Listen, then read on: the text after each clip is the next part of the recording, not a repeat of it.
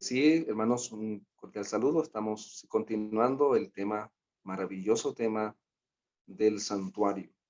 Estamos en este peregrinaje maravilloso por la revelación para conocer cada vez más el plan de salvación. Y una de las mejores maneras de entender el misterio y el ministerio del plan de salvación es a través del santuario. Los ministerios que allí se revelaban, el santuario terrenal, que era una copia del santuario celestial. Era un reflejo en la tierra de lo que estaba en el cielo. Entonces, nosotros por eso estudiamos mucho el santuario terrenal, porque queremos conocer cada vez mejor el santuario celestial, que es lo que nos está incumbiendo y de lo que nos estamos beneficiando hoy. ¿Sí? Entonces decíamos que el Señor ha venido desarrollando a través de la historia la salvación y está revelado en el santuario a través de tres ministerios, ¿sí?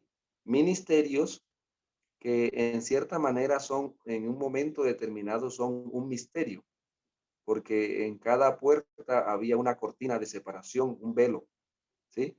Entonces, vemos que ese ministerio, por ejemplo, está hablando aquí del atrio, era un ministerio que se desarrollaba en el santuario terrenal, pero que estaba en cierta manera oculto del campamento, estaba por una cortina, o sea que el que pasaba no podía entrar si no entraba por la cortina, tenía que atravesar la cortina en este caso, y no sin sangre, ¿cierto? Sin animales, en este caso del atrio, ¿sí? Había una separación, o sea que ese ministerio en cierta manera estaba oculto como un misterio, ¿sí? Pero que cuando el Señor lo cumple, ese velo se quita y ahora ese misterio queda revelado al mundo, ¿sí? Ahora ese misterio queda revelado al mundo cuando el Señor muere, por ejemplo, en el año 31, ¿sí? El misterio del atrio queda oculto, queda abierto, perdón, queda abierto para el mundo, para el hombre, ¿sí? En ese contexto, cuando nuestro Señor resucita, porque ya se había cumplido esos pasos allí de la salvación, la paz, la pesha, panes sin levadura, primicias, tuvo un cumplimiento con la muerte, sepultura y la resurrección de nuestro Señor, ¿sí? Entonces vemos allí esa parte importante. Cuando Él asciende, ese velo en cierta manera del atrio es quitado y ahora ese misterio y ese ministerio queda abierto para el hombre. Y ahora el hombre puede conocer lo que antes no conocía. Por esa razón, así fue tanto, hermanos, que el pueblo al cual le fue encargado este misterio y este ministerio del atrio, de una manera especial, terminó matando al cordero, terminó matando al cordero que venía a salvarle, ¿verdad? Se unió con lo que yo analizo, por ejemplo, en Génesis 3:15. ¿Quién debía darle la herida de muerte? La herida, perdón, la herida en el talón a la simiente de la mujer.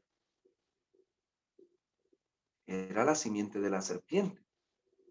Y en este contexto, la simiente de la serpiente era Roma. En el contexto cuando el Señor viene a la tierra, la simiente de la serpiente está representada por Roma, ¿sí? Y la simiente de la mujer, bueno, ahí está el Mesías, que es la simiente de la mujer, y va a ser herido en el talón, pero por la simiente de la serpiente. Pero miren, hermanos, debido a que el pueblo ignoraba este misterio y este ministerio, el pueblo que era descendiente de la mujer o hacía parte de esa simiente, en este caso los judíos, ellos se le unen a Roma para matar, para darle la herida en el talón al Mesías, ¿sí? Entonces noten, cuando ese misterio, cuando ese misterio se descubre y ellos dicen, y los apóstoles predican, ustedes le dieron muerte sí, al Hijo, al Salvador, al Mesías. Y ellos dicen, varones hermanos, ¿qué haremos? Y entonces Pedro dice, arrepentíos y bautícense, cada uno de vosotros. ¿Sí? Entonces noten, cuando el misterio se quita el velo, ellos entienden y cometen, o sea, se dan cuenta que habían cometido un error. Entonces, ese enfoque que quería compartirles aquí, se puede ver ahora avanzando en el plan de salvación, en el misterio y el ministerio del lugar santo. O sea, ese misterio y ese ministerio del lugar santo, desde el año 31 hasta 1844, ¿sí? Estuvo en cierta manera como un ministerio que salía de allí y un misterio, porque era que a través del velo, de este velo, perdón aquí que se subió a través de este velo,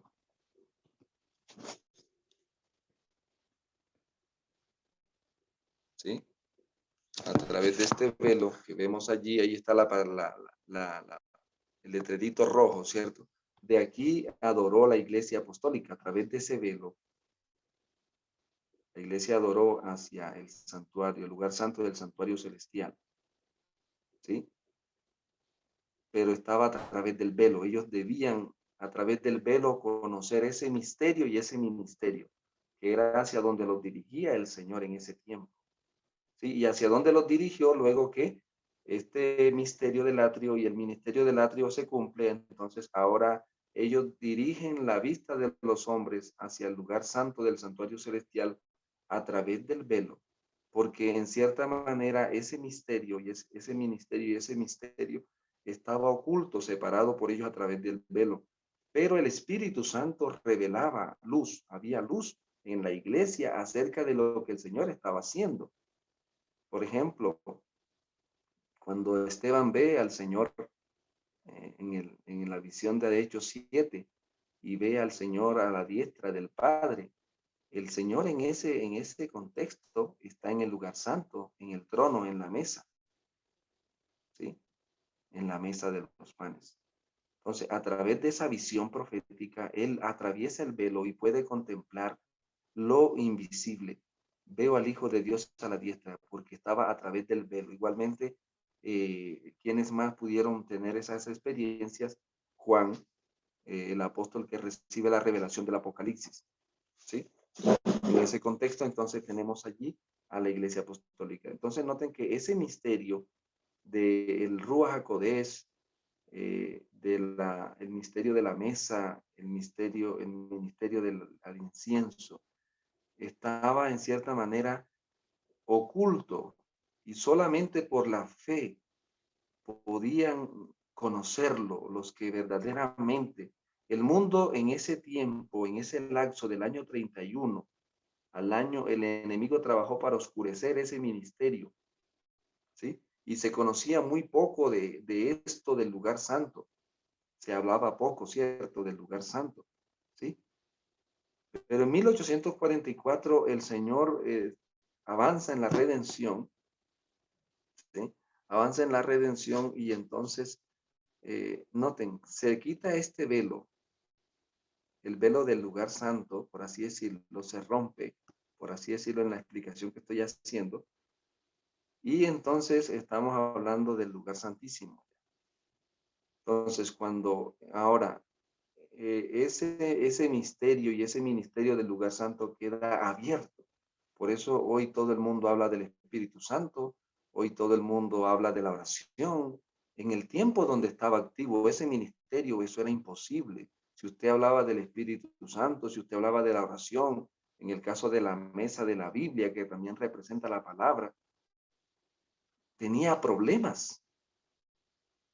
Del año vino Roma a destruir a todo el que hablara del Espíritu Santo, a todo el que hablara, y luego la Roma papal, a todo el que hablara de la palabra, a todo el que orara, ¿sí? Pero luego estas cosas se volvieron comunes y usted hoy ve que todo el mundo está hablando de la palabra, del Espíritu Santo y de la oración. ¿Y por qué? Si eso era un misterio y era un ministerio, porque ya eso se pasó. Y ahora, así como todo el mundo habla de la muerte del Señor, todo el mundo habla del bautismo del Señor, porque ese ministerio fue revelado, o sea, fue abierto al público. ¿sí? Por eso dice, deja el atrio porque ha sido entregado a los gentiles en Apocalipsis 11. ¿Estamos? Entonces, hoy el pueblo de Dios, tenemos aquí el tercer ministerio, que de paso conforman uno solo, ¿no? Porque la salvación es un bloque completo, no es dividida, es completa, ¿no? Entonces, aquí tenemos hoy en este tiempo el misterio y el ministerio del lugar santísimo, que es donde la otra semana vamos a estar estudiando esto, pero quería tener este enfoque para que nosotros miremos todo esto, lo que ha trascendido. Entonces, en cada etapa de la redención hay un misterio y hay un ministerio. Y solamente los que sigan por la fe al sumo sacerdote a través de este velo, de aquí adoramos hoy. Ahí hay un letrerito. A través del velo que del santo conduce al santísimo. ¿Por qué? Porque ya los demás velos han sido que los demás velos se han ido, ¿sí? Por ejemplo, si yo le pregunto, aquí hablando del atrio donde somos justificados, ¿cómo recibo hoy los beneficios de lo que el Señor hizo en el atrio? Ya no debo ir al atrio, ¿cierto?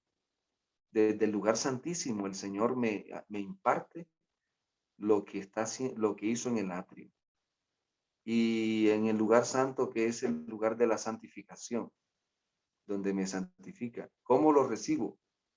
Desde el lugar santísimo. O sea, esas obras que están activas, pero están activas desde el santísimo, desde donde está nuestro sumo sacerdote. Podemos recibir los beneficios presentes y eternos de todo lo que Él ha hecho desde el lugar santísimo. ¿Sí? Y lógico que el santuario nos muestra el camino para poder llegar y disfrutar. Entonces, el lugar santo está comprendido por 3 muebles: el candelabro, la mesa de los panes y el altar del incienso. Tiene que ver con adoración, el altar del incienso, la oración, ¿sí? Y entonces lo hemos representado que el Espíritu Santo, está hablando del candelabro, Espíritu Santo, la mesa de los panes representa la palabra, la revelación, el pan del cielo, el pan, la mesa de los panes de la proposición, que ya dijimos que eran diferentes a los panes de sin levadura, diferente, ¿no? Aunque los panes que están en la mesa son sin levadura, son panes ácimos, son diferentes a los panes de la fiesta, de los panes sin levadura. ¿Por qué? Porque estos panes que estaban en la mesa del lugar santo, solo lo podían comer los sacerdotes. En cambio, que la fiesta de los panes sin levadura, en esa celebración, los panes sin levadura debían comerlo todo el pueblo. Todo el pueblo. Por eso no podemos confundir panes sin levadura, ¿sí? Con la mesa de los panes de la proposición, ¿sí? Es importante eso, que lo hemos entendido aquí en el tema del estudio. ¿Estamos, hermanos? Entonces, en ese orden tenemos aquí lo que hemos llamado el triángulo de la santidad, ¿sí? Entonces, en el atrio, el Señor, a través de la obra del atrio, hace de mí un justo, me justifica, ¿sí? A través del atrio me justifica con su muerte, con su vida sin pecado y con su resurrección. Por eso está allí los 3, la F1, fiesta 1, fiesta 2, fiesta 3, ¿sí? ¿Ya? Levítico 23, 1 al 44 están las 7 fiestas. Entonces, en el atrio me justifica. Hace de mí un justo, aunque soy pecador. Por su sangre y por el agua soy hecho un justo. Ahora en el lugar santo, con la obra que Él realiza en el lugar santo, hace de mí un santo a través del Espíritu Santo, la revelación y la oración. En ese contexto, miren cómo se va completando la redención de la salvación del hombre. O sea, el Señor no justifica a una persona para dejarla solo justificada. Eso está en Romanos, en Primera de Corintios 1:30, porque en él hemos sido hechos sabiduría, justificación, santifica, ¿sí? Santificación y redención. Entonces, vamos en un proceso avanzado en ese contexto, ¿cierto? Me justifica en el atrio, me santifica, y aquí viene entonces, esta obra del lugar santo tiene el propósito de convertirnos en un santo, ¿sí? En una persona llena de la presencia del Señor. Y allí es donde vamos a entender esas maravillas, ¿cierto? Pero no me deja allí, porque vamos a ver la otra semana acerca del Santísimo. Y en el Santísimo encontramos aquí que en el Santísimo está la purificación.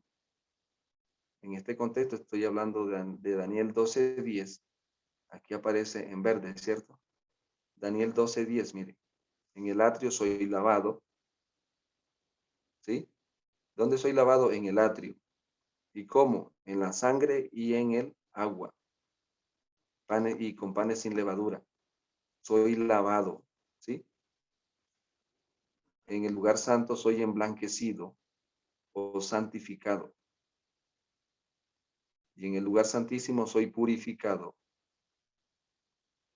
Y allí me colocan, me preparan para la glorificación en la Nueva Jerusalén. Ahí está el proceso de la salvación a grosso modo.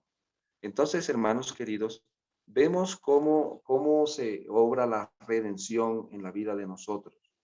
Primero viene el Espíritu Santo y me conduce al ministerio del Hijo para que el Hijo me justifique, ¿sí?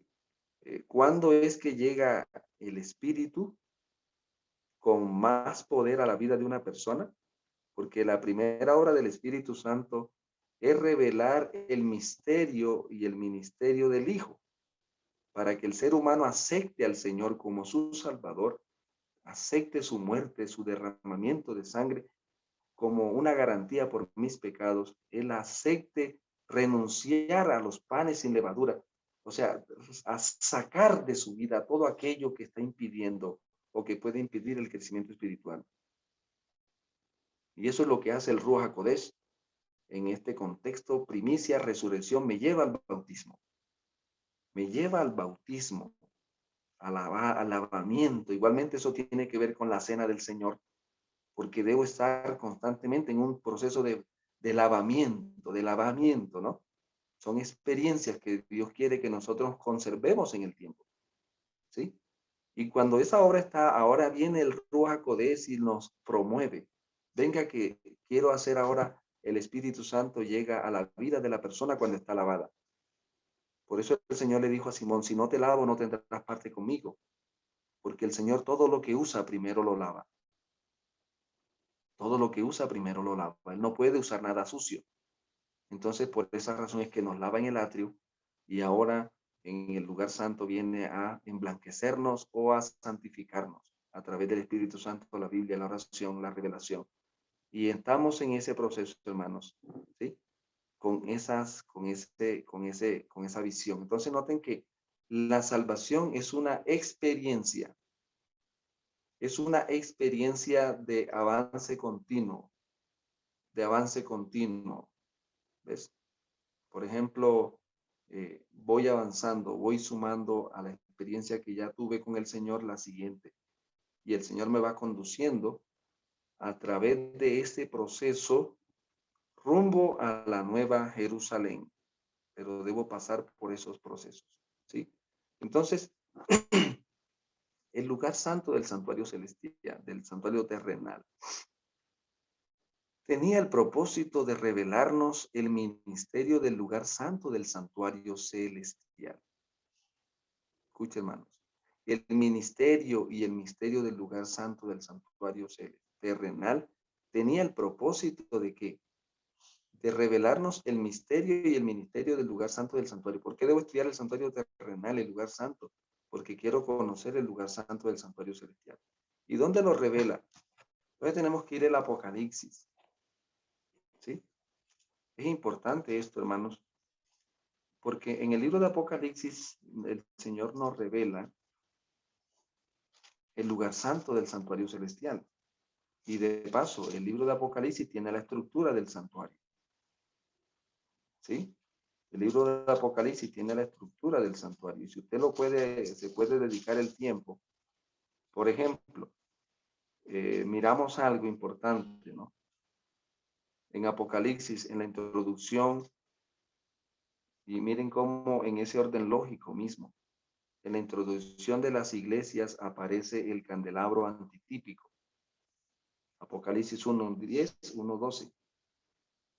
Ahí aparece el candelabro del santuario celestial y el sacerdote y el sumo sacerdote del santuario celestial ejerciendo funciones sacerdotales. ¿Sí? Apocalipsis 1, verso 12 y el verso 13. ¿Ves? Entonces noten, ahí está en ese orden de idea, en la visión de las iglesias. Esta es la introducción de la visión de las 7 iglesias. En la visión, en la introducción de la visión de los sellos, encontramos nosotros a la mesa de los panes. O sea, la mesa de los panes del santuario celestial. Apocalipsis 4, verso 2. Un trono y uno sentado. Ahí está ese año y eso está sucediendo en el año 31. ¿Sí? Cuando el Señor apertura el lugar santo. Por eso dice, vi una puerta abierta. Porque Él va abriendo puertas a medida que el plan de redención va avanzando. Él va abriendo puertas. O sea, a veces decimos, ¿no? Que el Señor, el santuario celestial se ha ido revelando a medida que el plan de redención se va ejecutando. O sea, el santuario celestial se va aperturando a medida que el plan de redención se va ejecutando, ¿sí? Entonces, dice aquí que este trono está frente al candelabro, verso 5. Y si está frente al candelabro, este trono es la mesa de los panes. Y los que estudiamos a fondo el santuario nos dan cuenta que la mesa tenía corona. La mesa de los panes de la proposición tenía corona y está representando un trono. Esas pilitas de panes también representaban al Padre y al Hijo. ¿Sí? Y cada sábado debían ¿qué? Estar cambiando los panes, dando a entender del dinamismo de la redención. Igualmente la misma mesa tenía argollas, dando a entender que es una dinámica, que en cualquier momento la obra que allí se realizaba iba a ser cambiada. Y el santuario celestial, la mesa de los panes, en el santuario celestial también tenía argolla. Ayer lo mencionábamos, que ellos estaban en el desierto, era porque los muebles tenían argollas. O sea, los muebles no tenían argolla porque ellos estaban en el desierto y tenían que ir cargándolos. Es que el plan de redención es una experiencia, un dinamismo continuo. ¿Sí? Entonces noten que en Apocalipsis 4, en la introducción de la visión de los sellos, aparece el Padre en la mesa de los panes, ¿sí? Y hay un mar de vidrio frente al trono, en que es el mar de vidrio, en el verso 6, semejante al cristal. ¿Listo? En Apocalipsis 5:6, más adelante ahora aparece el Hijo, como inmolado. Ya lo habíamos mencionado ayer, ¿cierto? Como inmolado. Y ahí está ahora como inmolado. Tiene 7 cuernos y 7 ojos, los cuales son los 7 espíritus de Elohim enviados por toda la tierra. Y eso tiene que ver con Pentecostés. ¿Sí? Que ese trono fue aperturado. ¿Y cómo se aperturó terrenalmente hablando? Con el derramamiento del Espíritu Santo en Pentecostés. Gracias a que el Cordero Inmolado, ¿sí? Está allí en el trono del cielo. Ahora el Espíritu, él derrama el Espíritu sobre los apóstoles y ellos predican el mensaje, ¿cierto? Entonces noten, allí se está revelando la mesa en la visión de Apocalipsis de los sellos. El Padre y el Hijo es donde más luz hay sobre el misterio, la apertura del lugar santo del santuario celestial. ¿Sí? En Apocalipsis 8, cuando introduce la visión de las trompetas, Apocalipsis 8:2, aquí vemos el tercer mueble del lugar santo, del santuario celestial. Luego vi los 7 ángeles que tenían de pie ante Dios y se les dieron 7 trompetas. Otro ángel vino entonces y se puso ante el altar, ¿sí? Y ahí está la escena del altar. ¿Captan? Entonces, en la introducción de la visión de las iglesias aparece el candelabro y el sumo sacerdote ejerciendo funciones sacerdotales. Y aquí aparece la mesa de los panes en Apocalipsis 4, la introducción de la visión de los sellos, y ahora en la introducción de la visión de las trompetas, porque las trompetas no suenan hasta que aparezca esta obra de mediación que aparece aquí, ¿sí? En el verso 2 dice, luego vi las 7 ángeles que tenían y les fueron dadas 7 trompetas. Ellos no tocan las trompetas, sino hasta el verso 6. Luego que ese ángel representa a nuestro sumo sacerdote ejerciendo funciones sacerdotales. Y él está recibiendo en el lugar santo las oraciones, por así decirlo, que están haciendo los discípulos desde el atrio, a través del velo. Ellos oran a través del velo hacia el lugar santo. El sacerdote está allí, recibe las oraciones. ¿Sí? A diferencia cuando oramos hoy nosotros, hermanos. ¿Quién es el que recibe nuestras oraciones hoy? El mismo Señor, pero ahora está en el lugar santísimo, ejerciendo funciones sumo sacerdotales. Está delante del arca del pacto. ¿Sí ven la diferencia? ¿Sí? Entonces la escena de Daniel, de Apocalipsis 8:2 está en el lugar santo y él está allí como sacerdote, y también menciona a la presencia de Dios que tiene que ver aquí con la mesa de los panes en ese contexto, donde está el trono, donde estaba el Padre, en ese momento cuando los santos oraban desde la tierra. Y luego en el verso 5 dice que el ángel tomó el incensario y lo llenó de fuego y arrojó fuego, la presencia divina, arrojó el fuego a la tierra y hubo truenos, relámpagos y voces y un terremoto, y eso tiene que ver con un Sinaí, el año 31. ¿Estamos? La diferencia de esa escena con la que tenemos que hacer nosotros es que nosotros ahora estamos adorando a través de este velo hacia el sumo sacerdote, quien presenta nuestras oraciones ya no delante del altar del incienso, sino delante del arca del pacto. ¿Sí? Y entonces en ese contexto, hermanos, ahora nosotros oramos a través del velo hacia nuestro sumo sacerdote, y las oraciones nuestras son presentadas ante el trono, ante el Padre, que ya no está en la mesa de los panes como cuando estaba la iglesia apostólica, en este trono norte, sino que ahora el Padre está ¿en dónde? En el lugar santísimo. ¿Y dónde está el sumo sacerdote? En el lugar santísimo. Y a través del velo nosotros oramos. Cuando ese velo se ha quitado, hermanos, se acaba la gracia y comienzan a caer las plagas, porque el arca del pacto, por así decirlo, va a quedar descubierta, el arca del pacto. Y el mundo va a pasar lo mismo que pasó en el campamento de los filisteos cuando llevaron el arca. Pero ya eso es un tema de la próxima semana. Quería centrarme aquí, hermanos, en esta parte importante, ¿sí? En ese dinamismo, el Señor quiere que nosotros recibamos hoy la completa obra redentora que Él está realizando desde el cielo, ¿sí? Entonces, alguna vez explicaba, y con esto concluyo, que en el atrio, hablando de la divinidad, la primacía la tiene el Hijo, ¿sí? Soy salvo gracias a lo que el Hijo hizo por mí en el atrio. Y lógico, en el resto del camino. Pero de una manera especial, soy salvo por lo que Él hizo en mi vida. ¿A través de qué? A través de la obra del atrio. Me justifica. En este tramo, ¿quién tiene la primacía? El Hijo asciende y deja ¿quién? al Espíritu Santo. Entonces, en el lugar santo, en este periodo y en esta obra, soy salvo gracias a lo que el Ruach HaKodesh, el Espíritu Santo, hace por mí. Noten, el Hijo me justifica y ahora viene y me toma quién. En este contexto, ¿no? El Espíritu Santo viene y me santifica en el lugar santo. ¿Sí?